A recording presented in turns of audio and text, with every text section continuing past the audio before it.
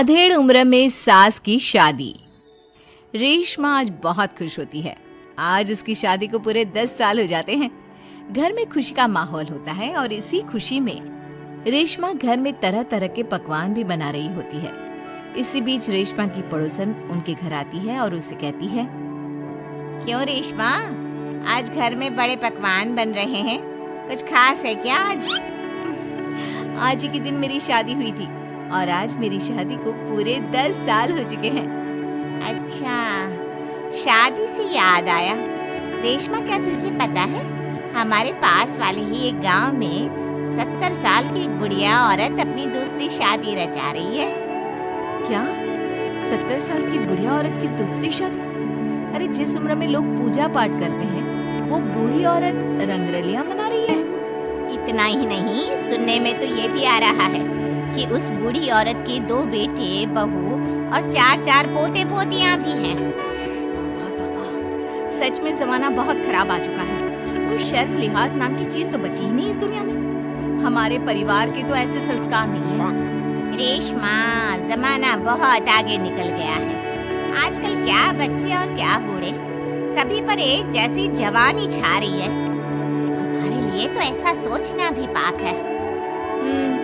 वैसे कब है उस बूढ़ी औरत की शादी? आपको कोई जानकारी है क्या? मुझे क्या, पूरे गांव वालों को पता है इस शादी के बारे में। कल ही तो है। अरे वाह, कल तो योगेश के पापा भी छुट्टी पर है। एक काम करते हैं, हम भी चलते हैं इस बूढ़ी औरत की शादी में। आखिर देखे तो सही कि कौन है वो बेशर्म बूढ़ी औरत जो पोता पोती खिलाने की उम्र में प्यार के फूल खिला रही है। पड़ोसन वहां से चली जाती है, जिसके बाद रेशमा सोच में पड़ जाती है। शाम को जब रेशमा का पति अमित घर आता है तो वो रेशमा को हैरान परेशान देखकर पूछता है, क्या हुआ रेशमा, आज बहुत परेशान सी लग रही हो? कुछ खास नहीं, एक बुढ़िया औरत के बारे में सोच रही थी। कौन सी बुढ़िया औरत? रेशमा अमित की ओर देखती है और उसे बताते हुए कहती है, हमारे पास वाले गांव में ही एक बूढ़ी औरत है जो अपनी उम्र के आखिरी पड़ाव में अब लव अफेयर कर रही है और कल उसकी शादी भी है।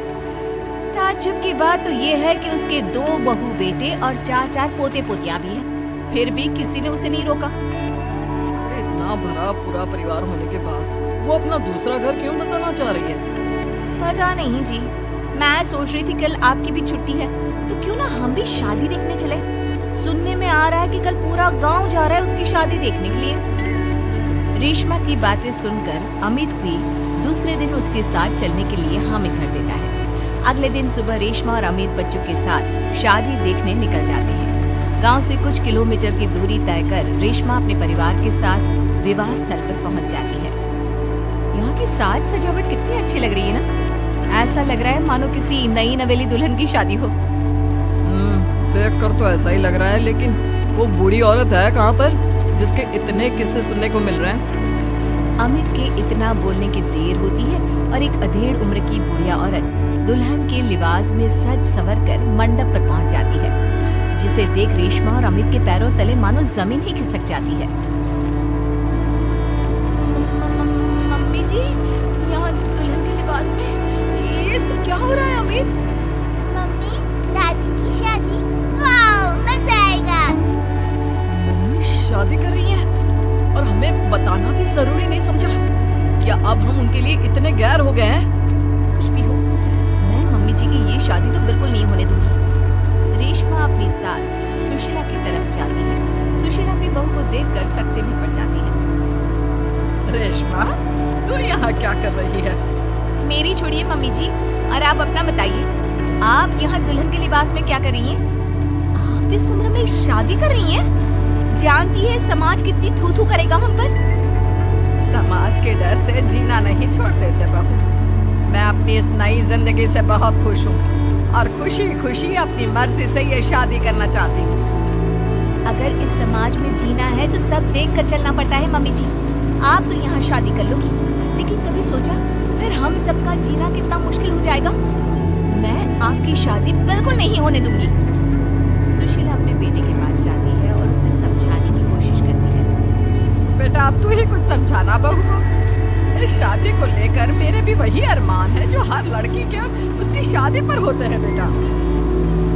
क्या क्या समझाओ मैं उसे?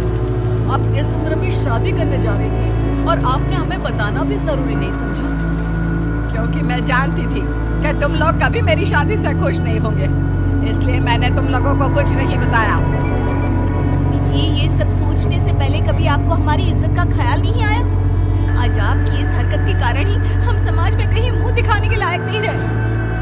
बहू, कब तक तुम यूं ही समाज के बारे में सोचती रहोगी? ये लोग आज 100 तरह की बातें बनाएंगे और कल को सब भूल जाएंगे।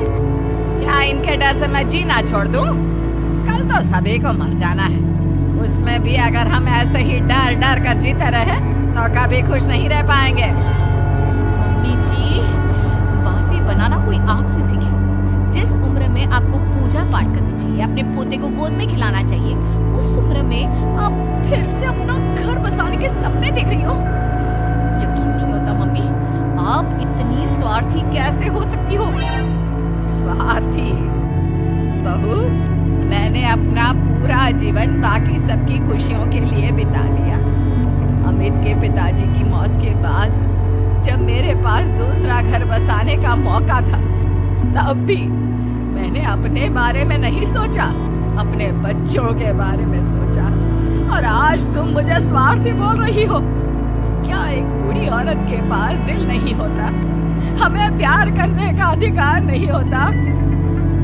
सुशीला की बातों ने सभी को सोच विचार करने पर मजबूर कर दिया। किंतु रेशमा, हर किसी को अपना जीवन जीने का अधिकार होता है मम्मी जी, लेकिन आपके साथ 3 और जिंदगियां भी जुड़ी हुई हैं। हम आपके कारण बदनामी का घूंट नहीं पी सकते मम्मी जी। आज तुम दोनों को अचानक मेरी और इस समाज की इतनी परवाह क्यों हो रही है? ये बदनामी और समाज के तानों का डर तब तुम लोगों के जहन में क्यों नहीं आया, जब 2-2 बेटों और बहुओं के होते हुए भी मुझे अकेले उस एक कमरे में रखकर घूट घूट कर जीवन यापन करना पड़ रहा था? तब तुम लोगों को याद नहीं आया मुझसे कितनी जिंदगियां जुड़ी हुई हैं? सुशीला की बातें सुनकर रेशमा और अमित अपना सिर झुका लेते हैं। उन्हें अपने से हुई गलती का एहसास हो जाता है, लेकिन अब भी कहीं ना कहीं उनके दिमाग में लोग क्या कहेंगे ही चल रहा था, जिसके डर से वे खामोश होकर खड़े रहते हैं। तभी सुशीला जी आगे कहती है, ठीक है, अगर तुम लोग नहीं चाहते कि मैं फिर से विवाह करूं और अपने नए जीवन की शुरुआत करूं, तो मैं ये शादी नहीं करूंगी और साथ ही ये घर छोड़कर भी चली जाऊंगी। फिर ना तुम लोगों की कोई बदनामी होगी और ना ही कोई तुम्हें आकर ताने मारेगा। सुशीला की बातें सुनकर रेशमा और अमित दोनों सोच में पड़ जाते हैं। कुछ देर सोचने के बाद रेशमा कहती है, नहीं मम्मी जी, आप घर छोड़कर मत जाइए। आप सच कह रही हैं। अगर हम ऐसे ही समाज की परवाह करते रहे तो हम कभी खुशी खुशी नहीं जी पाएंगे। हाँ माँ, और आज बचपन से तेरे हर निवाले और प्यार का कर्ज मैं चुकाऊंगा। आज यहाँ से मेरी माँ की डोली उठेगी। बजाओ शहनाई, आज मेरी माँ की शादी है। फिर क्या, अपने बहू बेटों की रजामंदी के साथ सुशीला खुशी खुशी 7 फेरे लेकर नई नवेली दुल्हन बन जाती है और सब शादी की खुशियों